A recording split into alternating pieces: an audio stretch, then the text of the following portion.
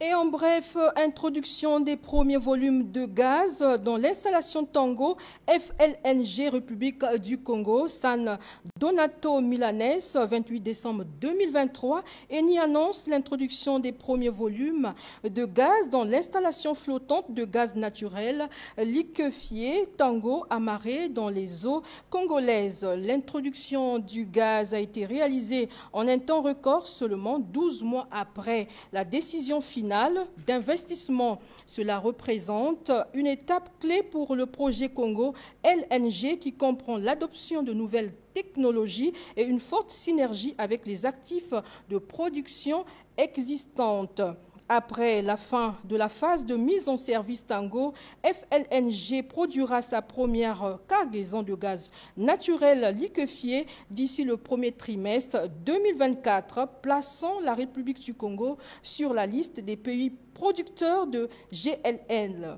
L'installation Tango FLNG a une capacité de liquéfaction d'environ 1 milliard de mètres cubes par an et est amarrée à côté de l'unité de stockage flottante Excalibur en utilisant une configuration innovante appelée amarrage divisé, mise en œuvre ici pour la première fois dans un terminal FLNG flottant. Le projet LNG améliorera les ressources en gaz du permis marine 12 et atteindra environ 4,5 BCMA de capacité de liquéfaction de gaz en plateau grâce à un développement par phase et avec un objectif de zéro torchage de gaz en routine. Une seconde installation FLNG d'une capacité d'environ 3, BCMA est actuellement en construction et débutera sa production en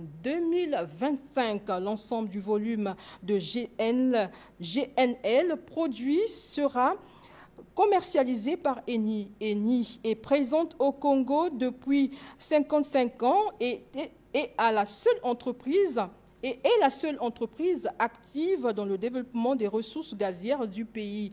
Eni fournit actuellement du gaz à Centrale électrique du Congo qui représente 70% de la capacité de production d'électricité du pays.